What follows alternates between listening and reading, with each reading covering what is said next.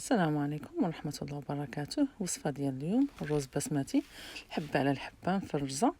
وصفة بسيطة وسريعة. نحتاج فيها الرز البسمتي، غادي نقطو نغسلوه مزيان 3 إلى 4 المرات تحت الماء يكون جاري حتى يحيد داك النشا ديالو كله، ونصفيوه. ونحتاجو كذلك الملح والفلفل الاسود والمراق ديال الدجاج ولا الخضار ولا هي الماء العادي وزيت الزيتون وشويه الزبده. غناخدو طنجره هذا عاديه ديالنا، ندير فيها شويه زيت الزيتون اولا نزيدو قطعه ديال الزبده كذلك. اللي بغى يخلط يخلط، اللي ما بغاش يدير هي زيت الزيتون فقط. واحد الكميه تكون مهمه باش هذاك الرز يجي حبه على حبه. وغادي نضيفو ليها الرز اللي قبطنا صفينا، وغادي نخليوه يتحمر على عافيه متوسطه تقريبا حتى المجهده حتى مرتفعه. نخليوه يتحمر واحد 5 ديال الدقائق، نبقاو نحركو فيه حتى يتحمر شويه، ماشي يولي لونه محمر لكن ما يبقاش يدخل فيه ديك الزيت والزبده شويه.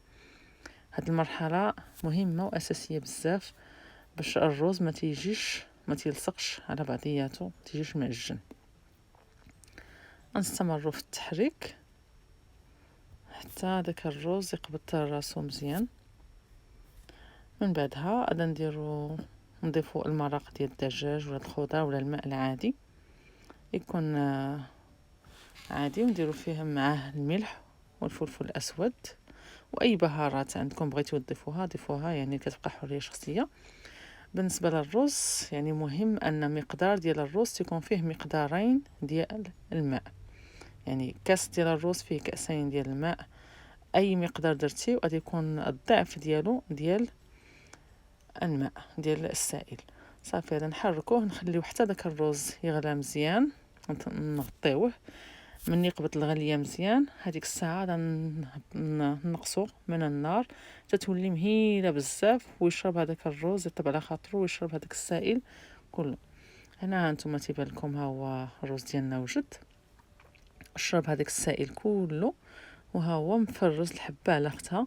في هذه المرحله تنحركو هذا مره واحده غير بالفرشيطه ماشي بالمعلقه باش ما يتعجنش.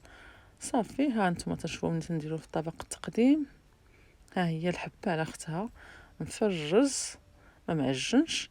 دابا هذه الطريقه الاساسيه، ولا بغيتو نتوما من بعد تنسموه باي شيء عندكم الاختيار. نتمنى تكون عجبتكم الوصفه.